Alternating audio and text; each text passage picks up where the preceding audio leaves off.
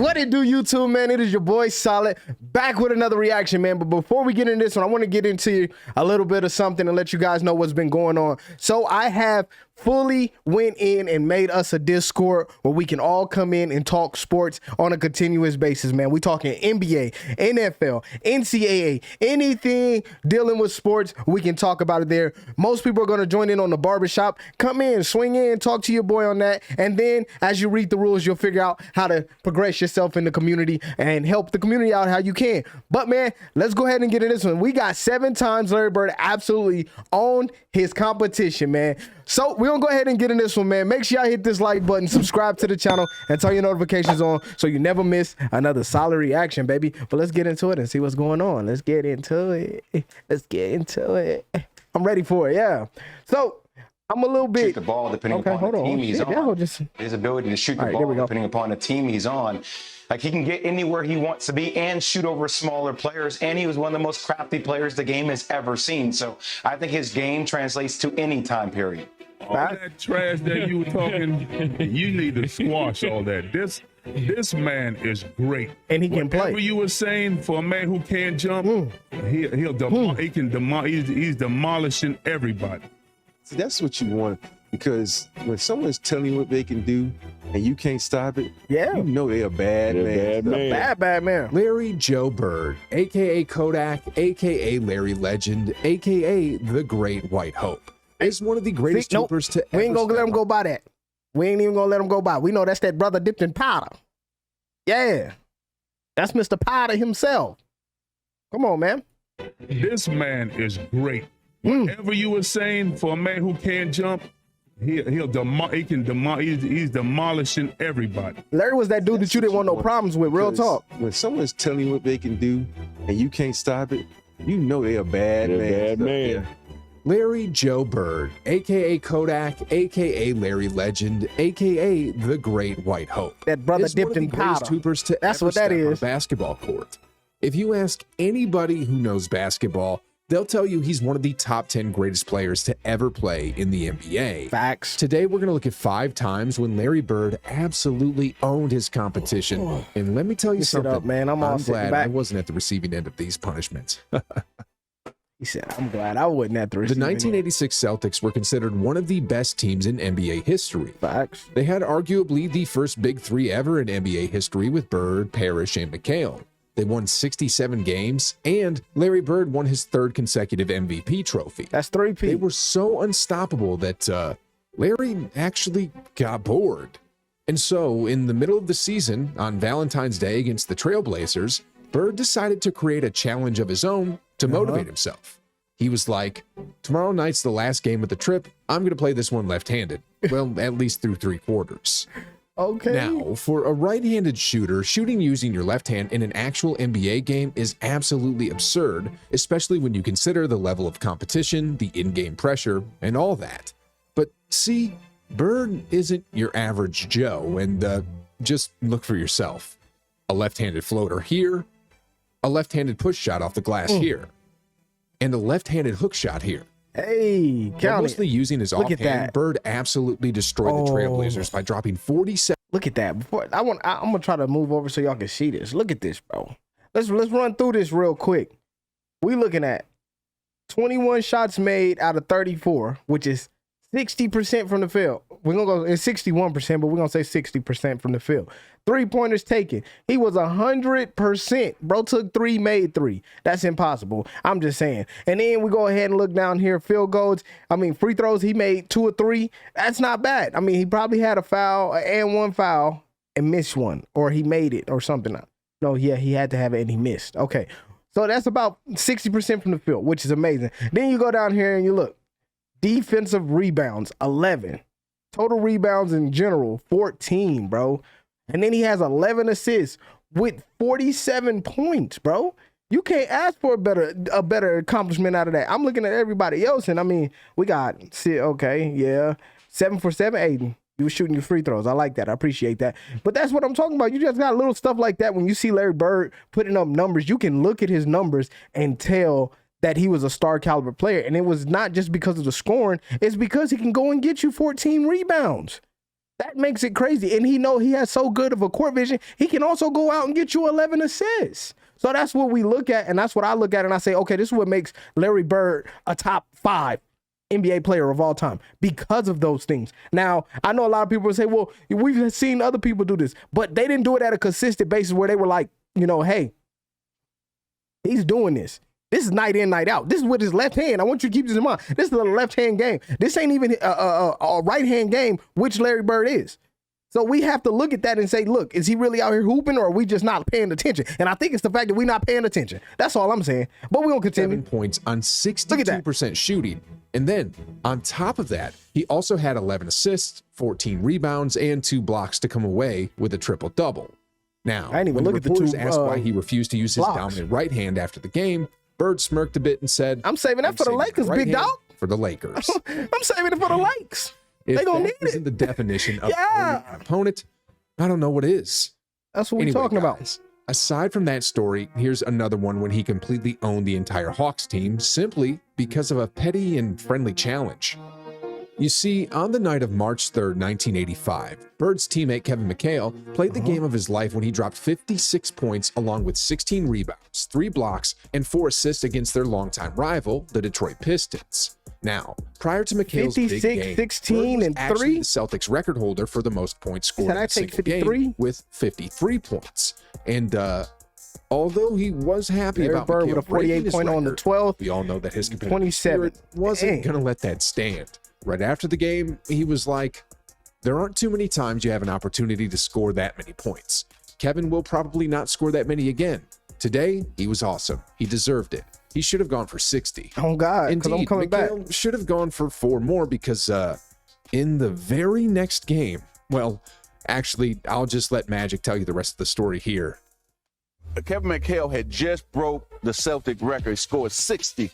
And he went up to Kevin and said, you're not going to hold that record too long. The next game against the Atlanta Hawks, Larry Bird went out and scored 65 or something like that. Now, although the figures are a bit off, Bird really did go off that night against the Hawks. Spin move. Couldn't Got miss. his ass. Nobody could Bye, stop y'all, him. boy. Get on me. Bird. They want him to keep scoring too. Bird takes the Bye, y'all. Got his ass. Look at him. Look, no, they down there acting a damn fool. Look at him.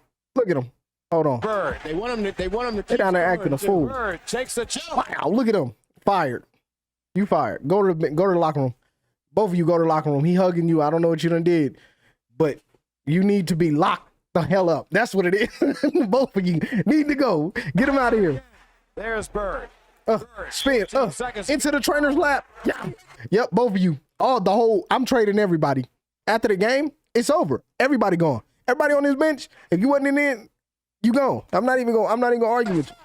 He was scorching hot. I mean, just check out how the Hawks bench reacted after he drilled those ridiculous shots. Them boys, look, they going to the locker room already. They know they fired. They know they fired. They're like, we going to the locker room, coach. We ain't even worried about it. He was scorching hot. I mean, just check out how the Hawks bench reacted after he drilled those ridiculous shots. Anyway, it was just another day at the office for Bird as he dropped 60 points on the Hawks Look at and that. reclaimed the Celtics. Look at that stat line. What? 60 points, bro. He gives you 7 rebounds, 3 assists, 22 for 36. He only made 1 3 that game out of 4. Free throws. Bro is 94% from the free throw line. He legit missed 1 shot from the free throw. That's tough. I don't care what nobody say. That's why he's a top 5 player in any era. Any era you want to name, he's a top 5 player, and ain't no doubting it, bro. If you can come to me and give me 5 players you would start over Larry Bird, I'll show you 5 players that ain't worthy to start over Larry Bird. That's exactly what I'm going to tell you to do, man. For Bird as he dropped 60 points on the Hawks and reclaimed the Celtics scoring record. Bird's rival, Dominic Wilkins, was just in awe of what transpired. And here's what he actually said after the game.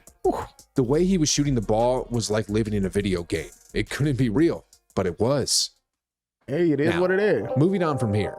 For our next story, here's a legendary tale of when Larry Bird absolutely owned the New York Knicks. Bro, why See, didn't after missing the finals for you know 2 the straight saddest thing years, for me? Bird The saddest thing, and I'm sorry, I'm pausing so much, but I really hate this so much. It's one thing that it hurts me. I'm not a Knicks fan, but why everybody be doing the Knicks so damn dirty, bro? There's never been a great player in the league who ain't never got numbers on the Knicks. Go check. Go check. Go check everything. Larry done gave him business. Magic done gave him business. LeBron James done gave him the business. Kobe done gave him the business. Mike done gave him the business. Pimpin done gave him when I tell you the list, Dominique Wilkins done gave.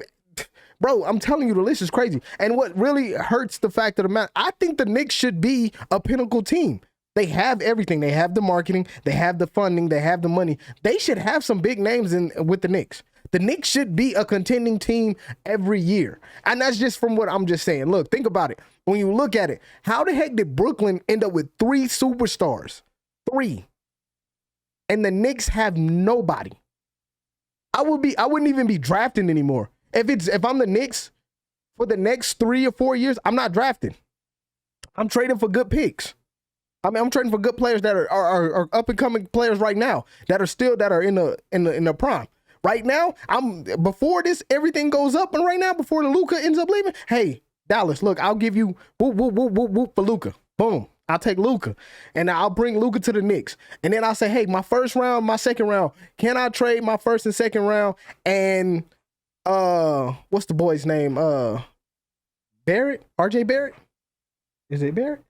I might be wrong. Can I trade him and get me a big man? Okay, now I need some pieces. Let me start moving all these 3rd and 4th round pieces for the next 4 years. Get a team that can contend now that you can pay to stay. Luka would be a great starting point. You get Luka, you instantly are going to win games. He's already in the West, so moving him to the East is just going to be easier for him. You get what I'm saying? There's nobody really over there that can contend with him. So you put him over there and you continuously win at a high altitude. There's no stopping it. You can get your picks back. You'll get your picks back.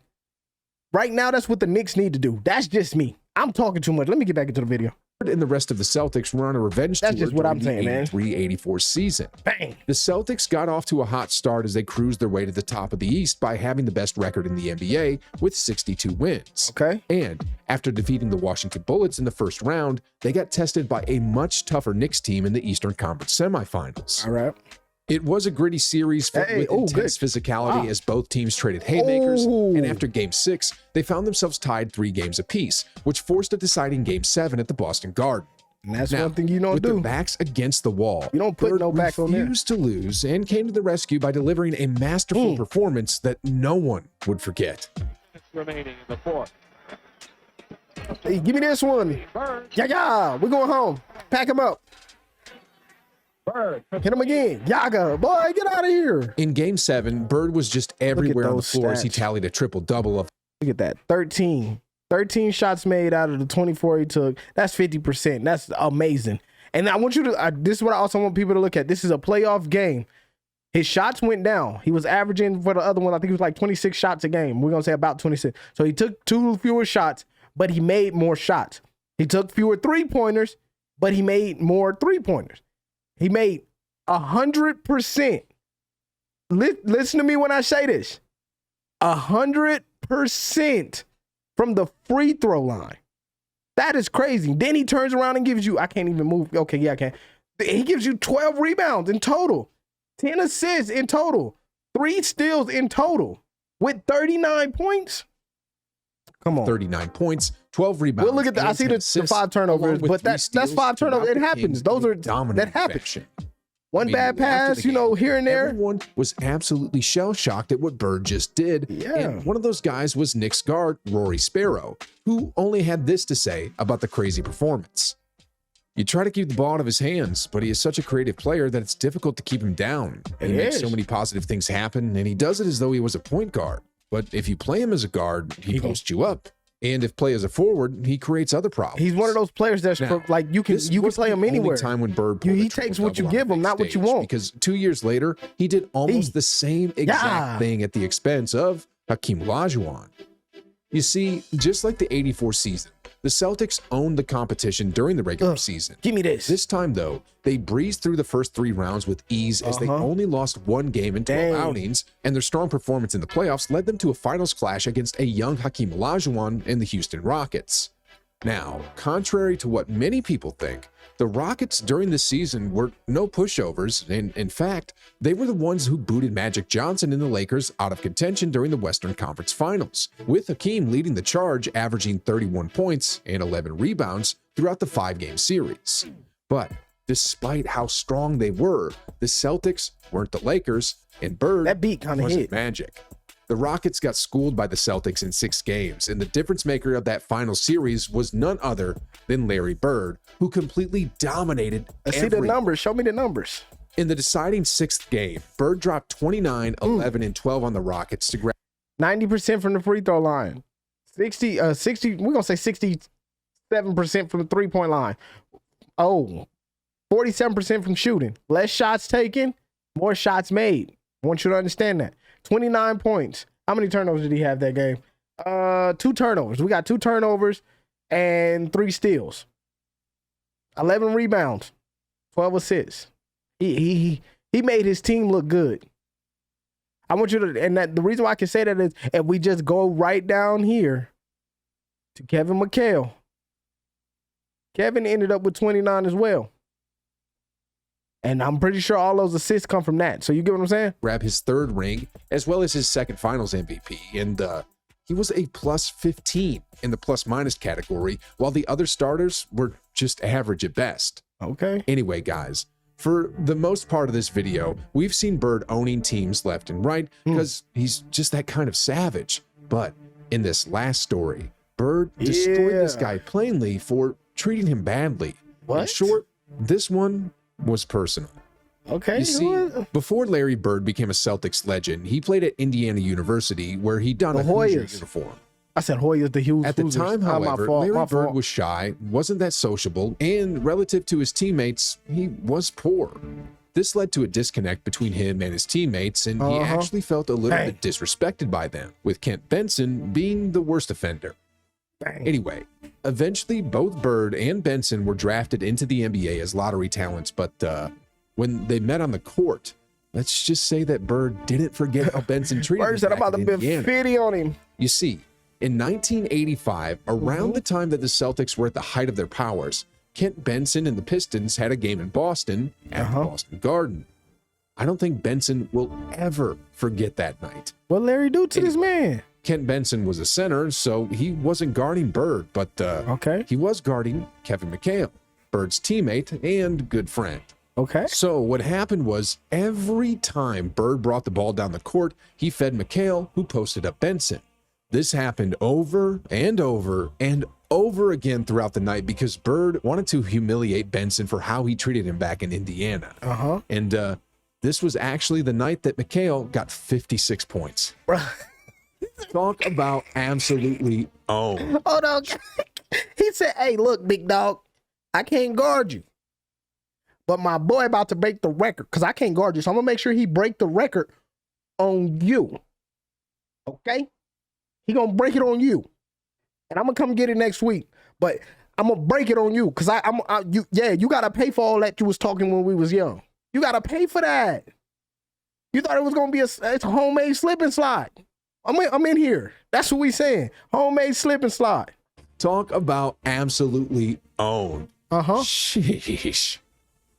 That's crazy. Oh, snap. That's the end of the video. All right, man. If y'all guys did enjoy this video, man, and y'all want to see me react to some more videos like this, man, do your boy Solid a favor, man. Hit that like button, subscribe to the channel, and turn your notifications on so you never miss another Solid reaction. And do me a favor, join the Discord, baby. I would love to see y'all in the barbershop. Let's talk about it, man, and let's get active. Let's hear what y'all guys got to say about everything going on in the NBA now, then, before, all of it, baby. But I'll see you in the next one. Peace.